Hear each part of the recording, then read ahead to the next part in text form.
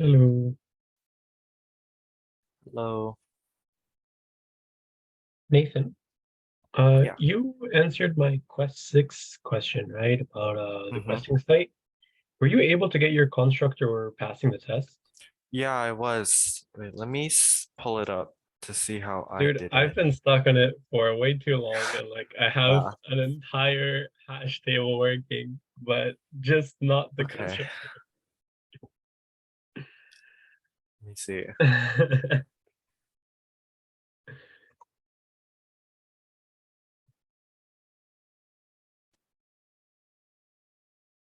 Okay. Uh, where's my constructor?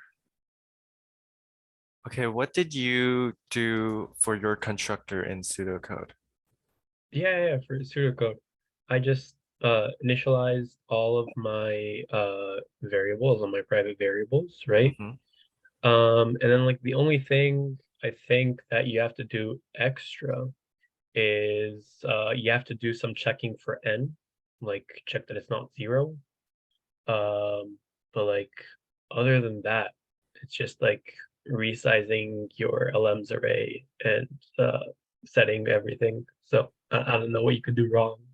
For me, I didn't check if it was zero. Like if n was zero, I didn't check Okay. that. Did you call any other functions in your Yeah, constructor? I did. Okay. Yeah. Yeah, I don't know. Did you use set max load factor in your constructor? Nope. Nope.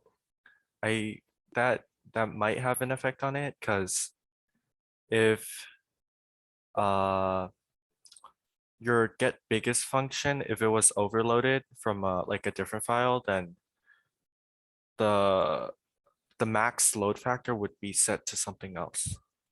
Okay. So that might be like you can't hard code it in your constructor.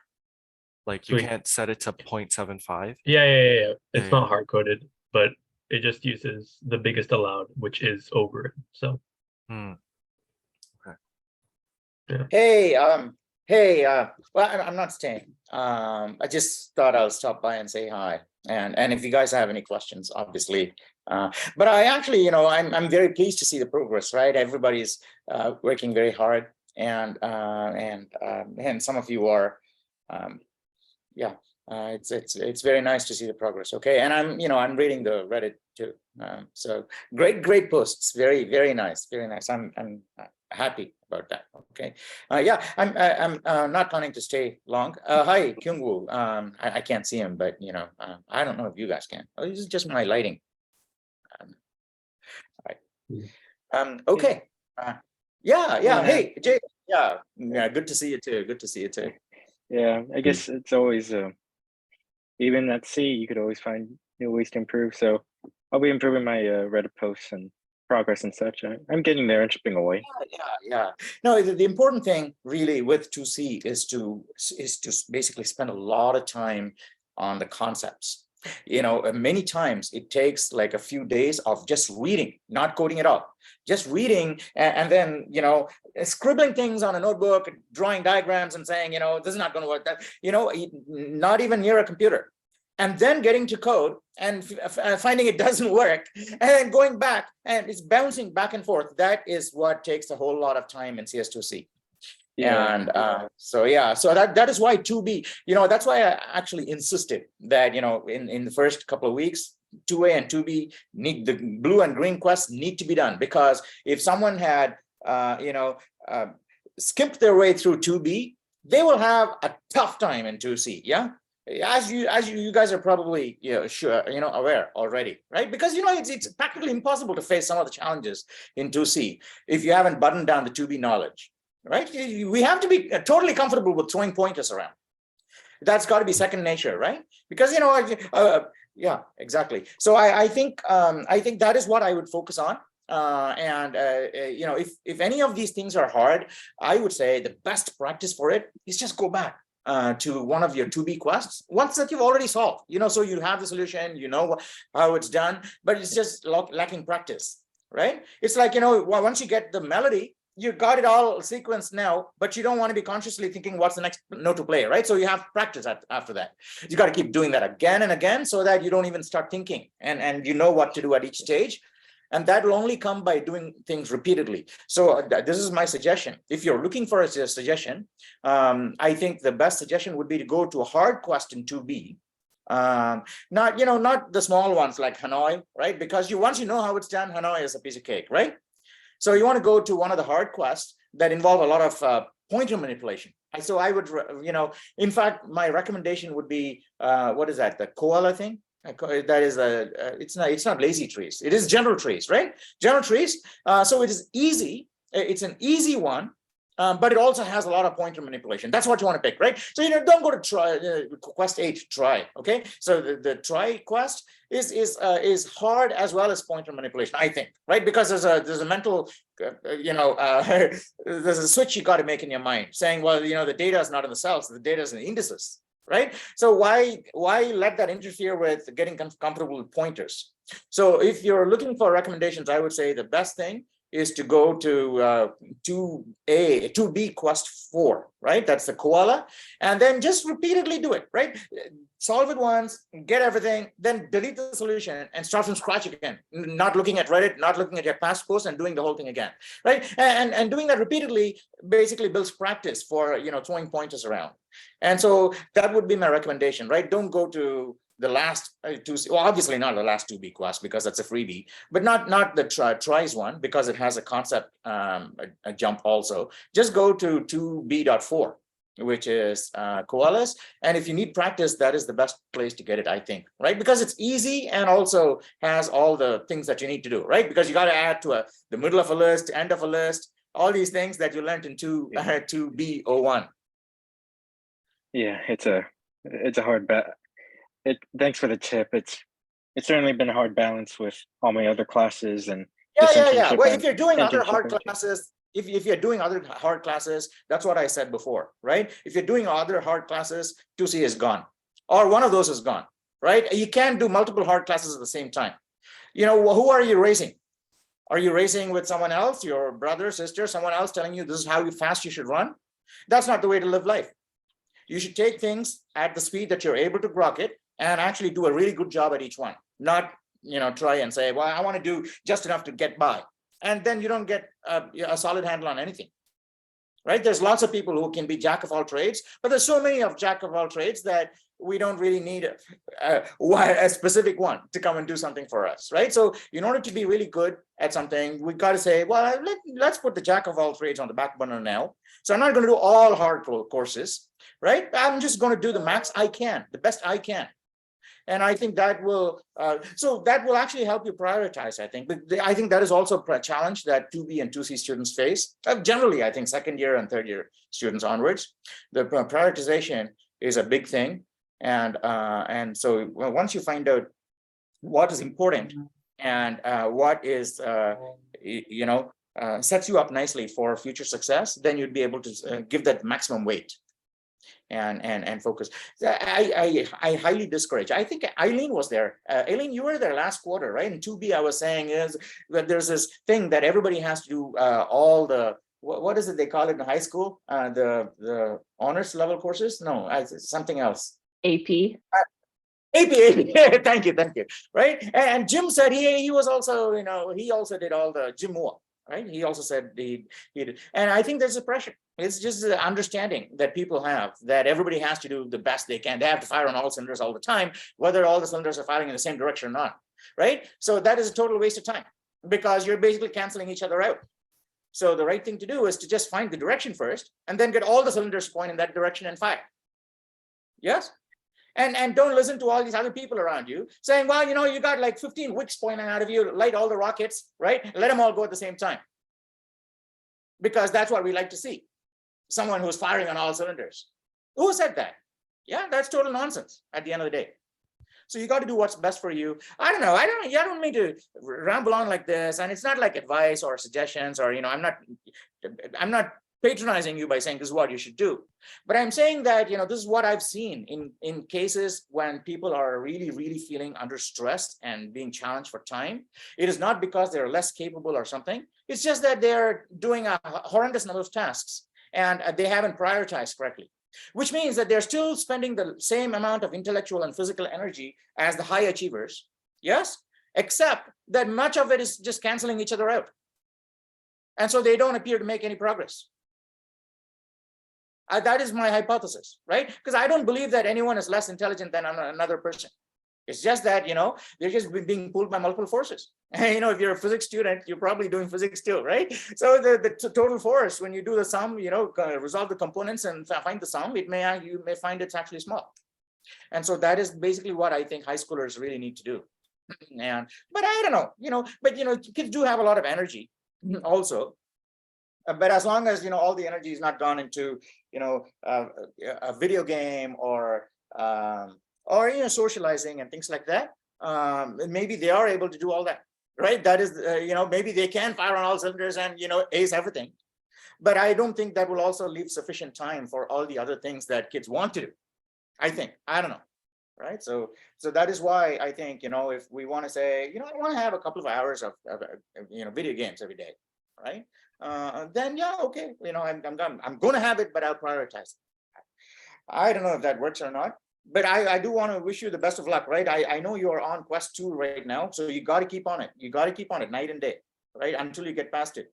And then if necessary for practice, go back to quest 4 of blue and green and do that, even though you know the solution. That's the thing, right? Even that's the other thing, right? When people say I've got all the trophies, I know how it's done, they move on. That is the worst fatal mistake that a mathematician could do, right? How many times have you read through a proof?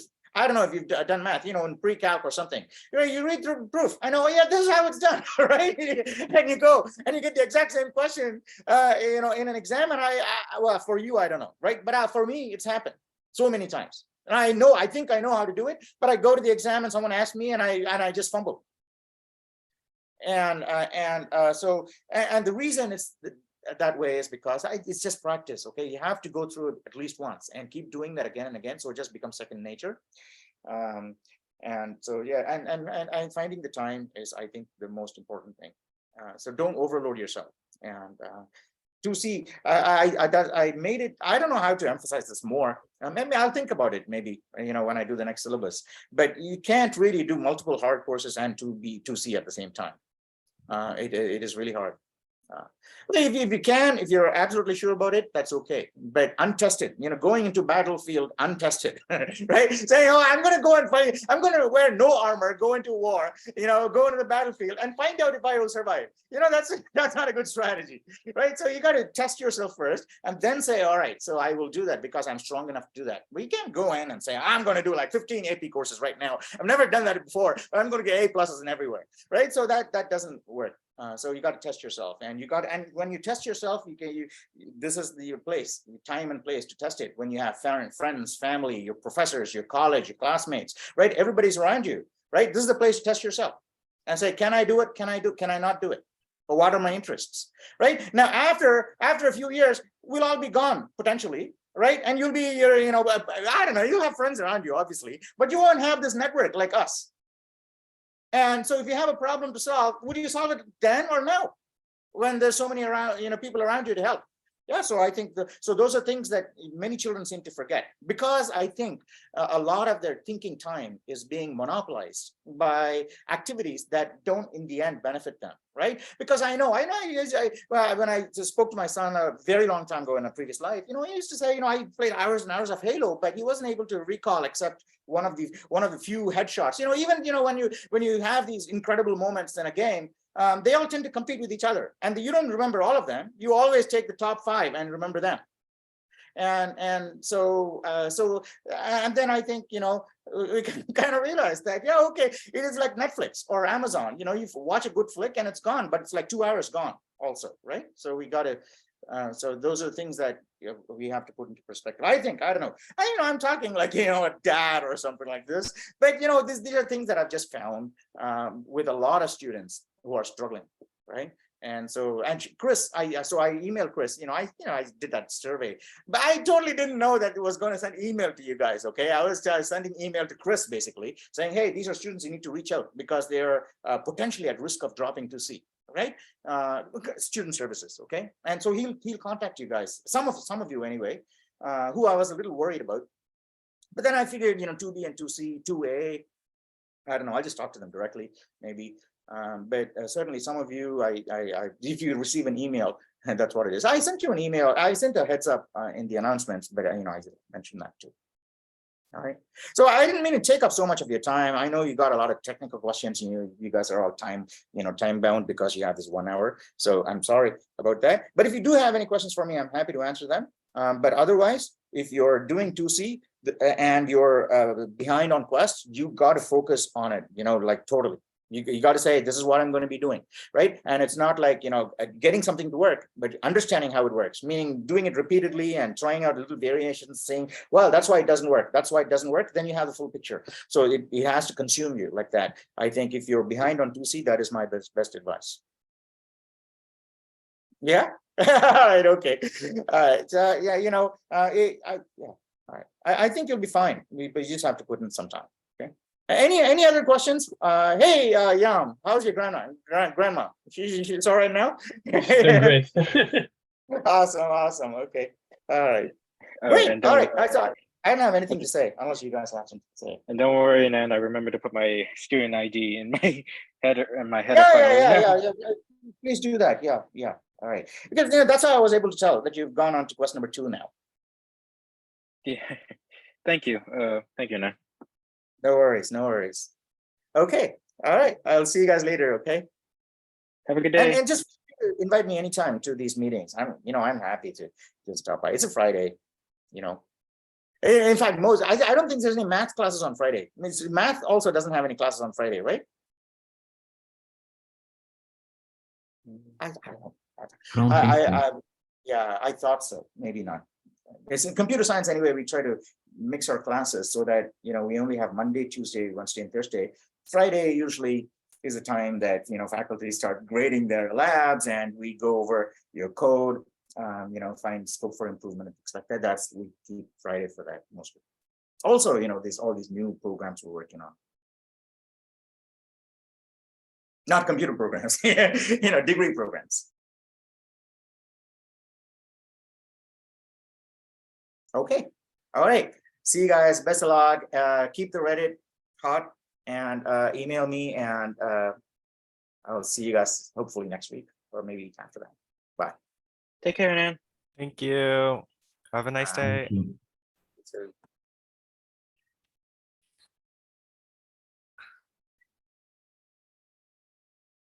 Hey, Jaden, do you want to hop into like a breakout room so we can talk about like Quest 2? Sure. Wait, why don't you just hang out in here? I mean, well, if you guys are gonna be talking about like Quest 5 and stuff, like we'll be like I think, talking over each other. well, the whole point is everyone helps each other out. So I think we should try to stay in the room. Yeah, Okay. we're happy Because- to help, whatever it is. Quest 2. Yeah. Yeah, because Yeah. the process of teaching is also another form of learning. So Mhm. I think there's value in everyone being in the room. Okay. I just wanted to ask, like, did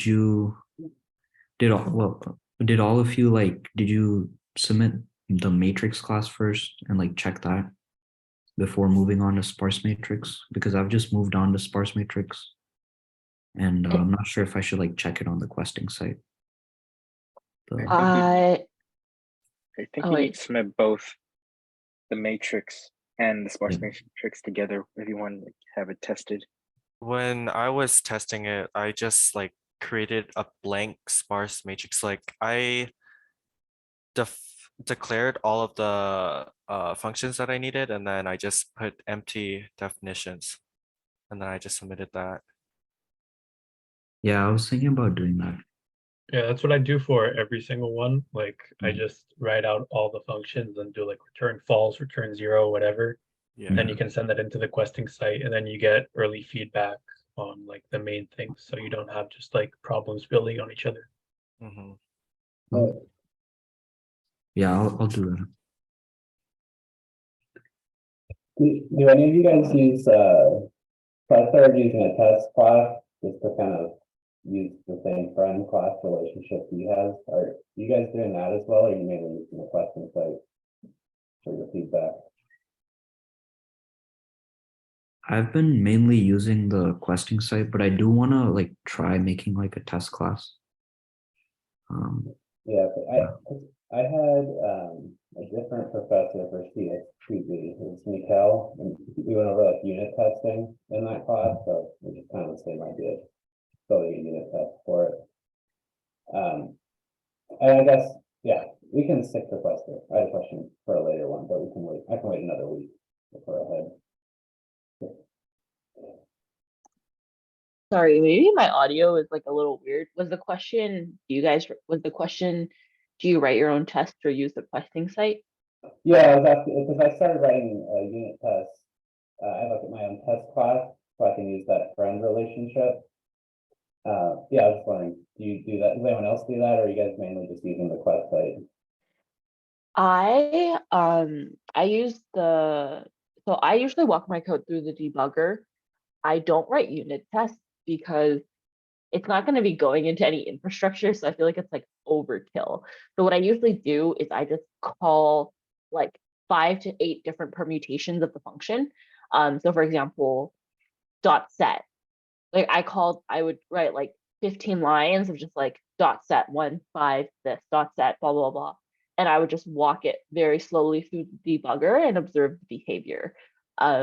Obviously you can write unit tests for that, but I don't see the value of writing too many unit tests if it's not gonna, the code is not going into production, because it's like, I just have to like see it. Like as long as the debugger is like telling me what it should be telling me, like I can see the variables and the variables are all marked correctly, then it's fine. So I usually just call the functions like 10 times, like 10 different ways, and then see if the behavior maps correctly. Yeah, that's how I started doing it, and then some of the more difficult quests with pointers and the destructor and making sure I didn't have memory losses. I have a function that prints memory usage before running the test and then prints it after, just to kind of capture anything that may have been left over if I had any broken pointers. I think that was like the main motivation behind it, because I know if you only use main, you don't necessarily get to see if there's leftover memory at the very end, unless I'm missing something in the debugger. I mean, you should be able to see it in the function as well. Like as the function, like what I do is I walk through every single line in the function line by line. So I'm able to see what is pointing to what at between every single line of code. So if you're not stepping into the function and you're only in main, that might be the reason why you're not able to walk through and step by step see all of the very minute changes in each line, like within the function. Yeah, it's okay. I was stepping into it. It was just on some of the large trees and matrices, but I didn't want to have to expand. But we can move on. I know what you're saying.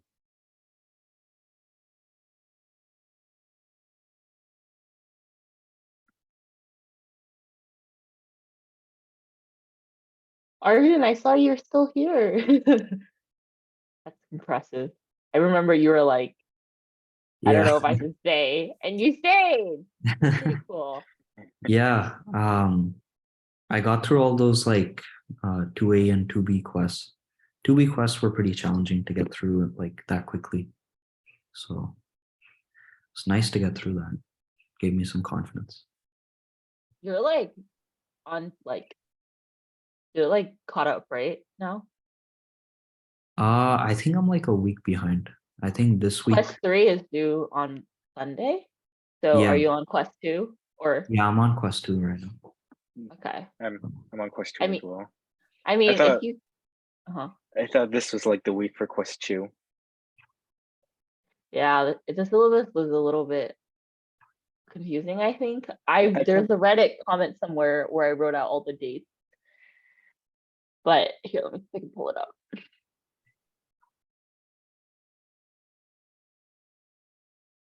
I was gonna jump in.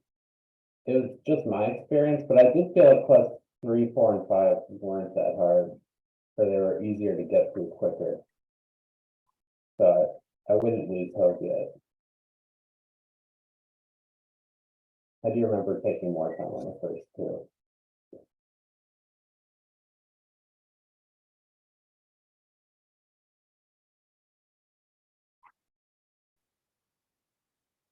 So I did see like on the syllabus, he wants us to spend like 4 hours a day on the class. Are you guys doing that for this class? I mean, I have like an hour set every single day for it, just like 7 to 8. Just do a little bit of work and submit my stuff for that day. Mhm. But I don't know, 4 hours is a bit much. Yeah. I was about the same. I do an hour every morning because I work as well. So I have to get it in before work.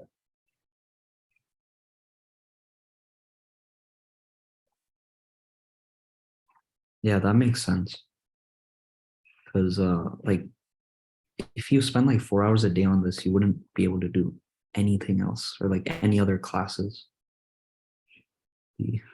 I think the main takeaway, the main point is make sure that you're exercising those neural pathways every day if it's the first time you're seeing the material or like working with these concepts. I think that's like the main argument, and like that's his specific way of like expressing that argument. But as long as you're exercising those the neural pathways for the concept every day consistently with spaced repetition, then like I think that's like the same outcome. Yeah, that makes sense.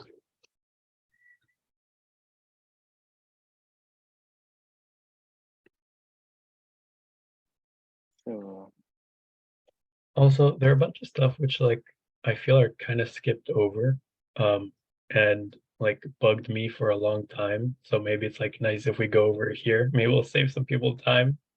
Uh, like the use of type name in like weird places to get stuff to work. And like the reason to use virtual functions over regular functions, like that's like 3 hours of debugging, like why is this not working, banging your head. But like I don't know, if ever something doesn't work and it's like, oh, we can't figure out what it is, just spam type name. So that really helps.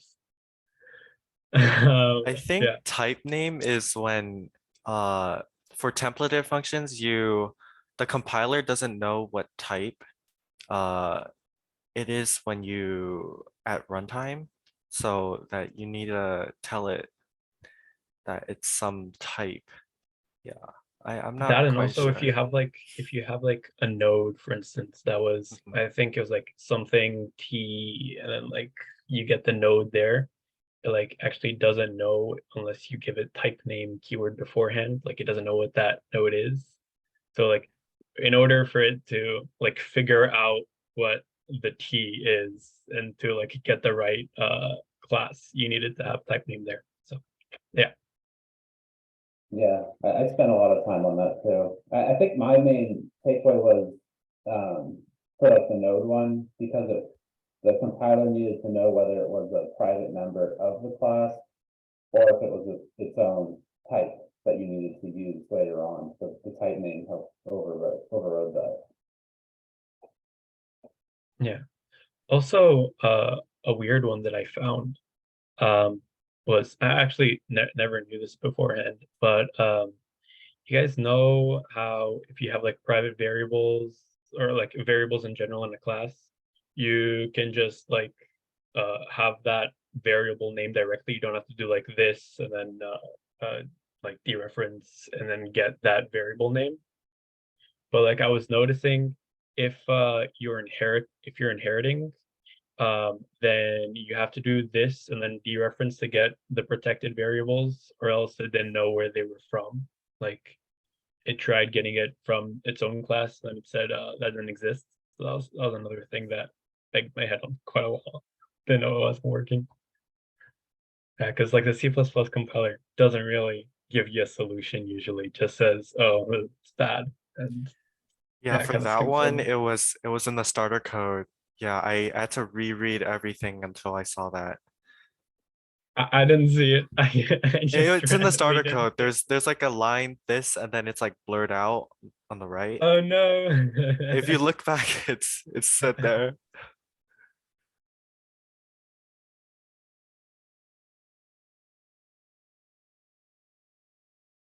Oh, is everyone's experience like so far? How is everyone doing?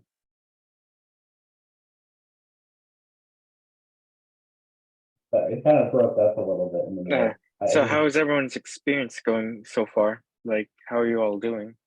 How are you all feeling taking this class alongside your others? I guess I'm an exception just because I'm working. But something I did do, and I did kind of relate to an so I've already graduated college. I'm doing this as a Fri Feb for a master's.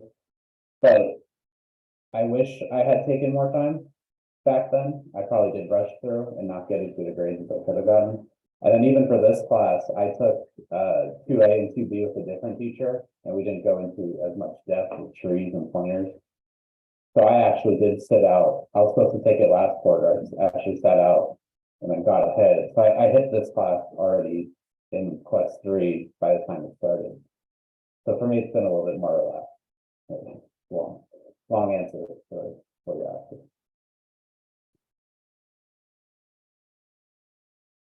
I was in this class last quarter and I also dropped because I was doing an internship and I was like, I can't do this. Which is like, and I was like, I'll just do this next quarter. So like timing matters. Timing matters for like so much in That's all. especially in the workplace too. That's also the thing. I know he said that if you're taking two hard classes alongside 2C, might consider dropping either 2C or focus on your other hard class. But I just think because he's always like saying about how he's planning to retire, right? And like, so that kind of puts me and. But I guess that's also that pressure that drives me, makes me He's strive to gonna do be better. here. He's gonna be here until 2024. Spring 2024. So you're gonna have like next spring quarter, fall quarter, winter quarter, spring quarter. That's like 4 quarters more. Yeah, but I guess it's also the pressure that makes me strive to do better still.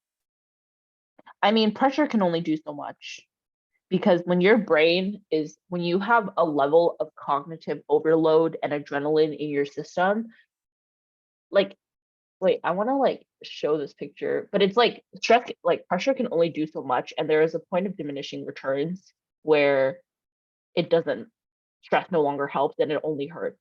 And if you are past that point, then there is like, then like you might want to like think about that. Because I think there's a lot of like, oh, like pressure is great, like yeah, I can perform better. Pressure is only good within a certain constraint. Wait, I want to send this picture. This is like copy link. This is the graph I'm talking about. Oh, maybe I can share my screen. But like this, right? It's like once you pass a certain point of stress, there's no point there, like your performance is only going to go down. So if you're like here, then like you should reconsider. But then if you're like here, then like you're fine. And if you're like here, then maybe you can take another class. But I think it's very, very dependent. And like this is so differs so much person to person and like how much knowledge you come in with. So I would definitely not look at it as like a black and white, oh, pressure is good because pressure brings out the best. Pressure does not always bring out the best if it exceeds the threshold. Yeah, that's understandable. Even I have my moments. It's always, yeah, it's also scary. Just thinking about repercussions of dropping a class. I've never done it, and it's kind of like that fear of thinking about it. I Does that look mean, bad it's for you? okay. It's Does that okay. look does that look I bad for you dropping your? think, okay, wait, are you like applying for transfer? Yeah, that's my end goal. Okay. And wait, do you mind if I ask what you're applying for transfer for? UC Santa Cruz for computer science and video game development. I don't think dropping a class is bad. I think, okay, so I'm gonna be, okay, so I guess I'll share like something more personal. I graduated from UCLA. So I'm doing this for my postbachelor program in computer science. At UCLA, I took upper division statistics courses without multivariable calculus, and I like died. And I ended up dropping the same class twice. I dropped it once because I couldn't keep up. I dropped it a second time because I completely dropped out of the school. And then I took it a third time and I got an A and I learned everything. So do I regret that? Does it look bad? I don't think anyone cares. I mean, obviously when you're applying for transfer, that's a little bit different, but I've worked with my friends who applied for transfer. And there's a section that talks about like share like things that you had to overcome and what prepared you to or succeed at a UC. And honestly, I think learning to dive deep and learn things well, you can talk about that. And I think that is a strength and not a weakness. I think dropping classes is not a bad thing. I think neglecting or I think lowering the bar that you hold for yourself for the sake of checking a box is more harmful long-term asymptotically, right? Big O, than dropping a class. And I have dropped and failed my fair share of classes, and I do not regret it at all because the second time I took it, I learned it better, and it was like a much better fit timing wise for where I was in my life. So do not be afraid of dropping classes. There is a section in the transfer in the transfer application that talks about how you're ready, and you can talk about how you know your limits, about how you're able to adapt to your limits, about how you're able to find a way to learn material well and hold yourself to a high bar by respecting your limits. And I think that that is a more valuable skill than staying in a class for the sake of staying in a class. And respecting your limits and learning to thrive within them and adjusting the timing of things in your life to respect those limits, that's a lesson that extends beyond university to industry as well. So, and I worked at Amazon last quarter as a software engineer, and there's people who I feel like have still not learned that lesson, and they're paying people you pay for it in many ways. So I think it's a very valuable lesson. I completely agree with everything Anand said. I don't think Anand is retiring in the next few quarters, but I have dropped many classes. I have failed many classes. I have retaken many classes, and every retake, every drop, every experience made me learn the material better, and I don't regret it. And I work as a computer science teacher now. So that's my 2 cents, and I hope that you might be able to find value in that. I think holding yourself to a high bar will serve you very, very long. Holding your what you learn, your ability to learn at a level of depth, holding yourself to that bar will serve you longer. Building that habit will serve you way, way longer than holding onto a class for the person reading the transfer app. I think your critical thought process is what really matters in the long run. Sorry, that was a very long spiel, but I feel it's it's very personal to me because I dropped and failed so many classes at UCLA. No, I actually can't thank you enough for expressing that. Yeah, so I I think it's something that everyone perhaps should take into account for, because we all have our Time- limits. We're all human. We can't be. yeah, timing matters. And here's one more data point for you. When I was at Amazon, so also context, I got a return offer. They're on a hiring freeze right now, so I'm a little bit in a different place than some of you guys in terms of like where I came, what computer science knowledge I came in with for this class. And keep in mind, I still dropped the class last quarter because I couldn't handle both. But at Amazon, I had a mentor, and I met with her every week, and I told her, I asked her, to be honest, I really struggled at Amazon. I didn't know JavaScript going in, and my entire team was in JavaScript. I mean, that's another story. But basically, I was asking her about how she felt about working at Amazon now that she's 6 years out of college. And I felt like the timing wasn't right for me to be there at that moment. And she said, I completely relate to that because my first 2 years out of college, I don't think I would have succeeded at Amazon. She's an L6 now, which is L5 is like the SCE2, which is often like a career, like most people going from like L5 to L6 is really hard, basically. And she got her L6 promotion recently, and she was like, I don't think I would have succeeded in this position, not because I'm not capable of it, not because I'm not smart enough for it, but because the timing wasn't right, because I was missing some tools that I needed to manage myself that I now have that help me succeed in a high pressure environment like Amazon. And timing matters, environment matters. And both of those things have to, like, the stars have to align on all of those aspects. And if they're not aligned, don't go and like force yourself to like move stars, right? Like, it's okay. Acknowledge it, respect the limit, and know that there will be a time when the stars align. And for her, like, that's right now because she's L6, Amazon freaking killing it, like got her promotion, like she's doing amazing, and she is like really good health. And she was like, I couldn't have done this 4 years ago because I wasn't at a place where I could handle this kind of environment, and my limits, it would have exceeded my limits at that time. So just because you have a certain limit now does not mean it's your limit forever, but you should still respect the limits that you have now because they are your limits at the moment. And there will be a time when timing is right. And you'll probably remember this conversation when that happens. So that's my second data point, a senior engineer at Amazon.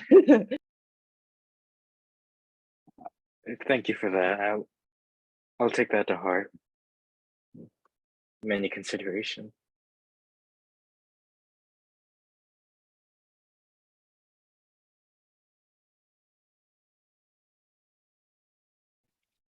So, does anyone else have any queries, questions, or insights about what they're working on?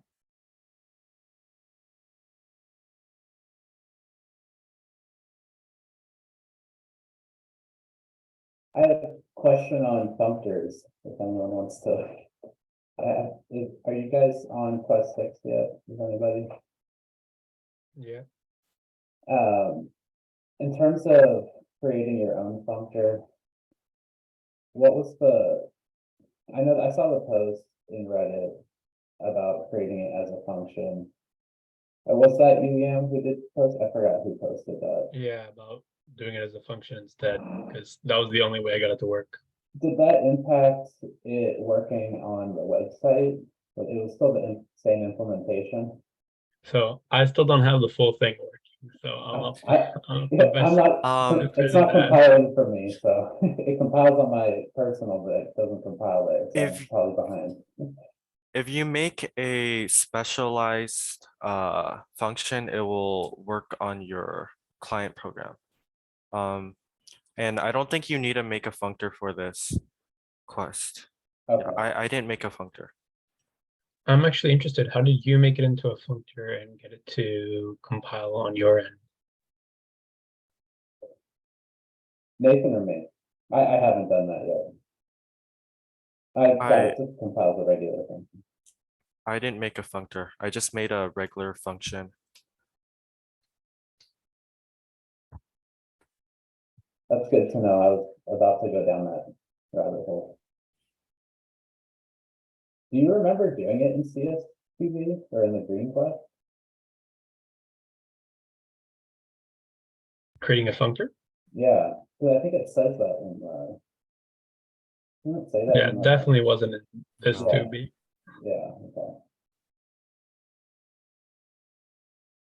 That was another question I had. For anyone who's taken 2B with an N, for the midterms, is it mainly from the quest? Does he use is it low step notes or the book notes? Mainly the lecture notes on the website, the like low LOCEFF. Yeah. That guy? Yeah. That guy's lectures mainly. That's So you how got to he- understand the concepts from there. Yeah, they're more traditional, just C++ questions. They're not related. They don't ask or reference the quest in any specific form. So they only reference the concept. So okay. like, for instance, in Lossa's modules, I hope that's how you pronounce his name. But like, he talks about other stuff as well. Like, for instance, he goes further into like time complexity. He does like theta, big O, or like, for instance. Yeah, I think you're gonna like, have. I think that's a fair game. Yeah. Also, like, he goes over algorithms that we don't do, um, like in the quests. So. Are you saying just like the entirety of Lossa's module is fair game? Just gotta take it all in. I think so. I think so. Yeah. Sure. Yeah. I remember there was stuff that was on the test that was not. I mean, I don't. Yeah. I think low SIF modules are fair game. I also think the algorithms discussed in the modules, I haven't taken a close look, but I'm assuming they're probably very relevant in terms of like content you'll need to know. Wait, can someone send me does anyone have, oh wait, I have it. I have the link. Yeah. Here, I'll put it. Lecture notes, linked to which algorithm are you talking about? Oh, just like in general, the specific one I was talking about was like they were talking about like AGL? separate chaining hash tables. So, or like he talks about many more. Like he talks about like red black trees and a bunch of stuff like that we didn't cover. Isn't that like after? It's not like later in the course. Oh. Relatively. Yeah, in the quest, we didn't go over like the separate, what was it called? For the hash tables, there was one part that we didn't go Yeah, over. we didn't go over chaining. separate The chaining separate hash chaining, tables. yeah. Yeah. We only went over quadratic probing and linear. Yeah. So like there is some stuff which just I don't know. It's not like you know specifically like yes, you'll have separate chaining on the test, but I was just interested like, okay, yeah, lossless module is what we should be studying for the test. Yes, I would think so. I think that's a good strategy to run with. I haven't taken the test either. I don't know, but Yeah. I'm assuming that's a good strategy to run with. It also looks like this code is pretty interesting. So I think there is pedagogical value in both learning it, conceptualizing it, building a mental model for it, and preparing to answer questions about it on the test. I also think the exams are from Losif himself. I think, damn. yeah. So that's my hypothesis. Just because of the writing style differences between a non and Losif. But yeah, I think it's fair game. Obviously that adds stuff to people's plate. I don't know because I will be taking the exam with you, but that's what I assume. I would just, that's a safe assumption. Can't go wrong with it. Also, for anybody stuck on a quest, Losif's module have helped a lot. Like they explain everything very in depth. So any time like there's an algorithm which you're not totally sure about, because sometimes the none just like skips over it, then it's right there. So it's nice.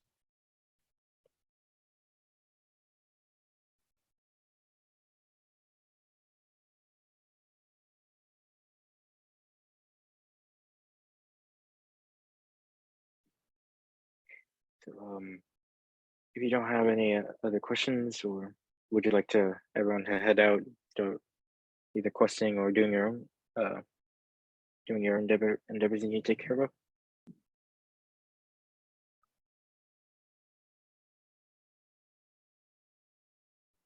Yeah, sounds good.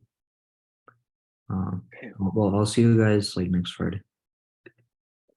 All right. All right. Bye. Thank you, Bye. everyone.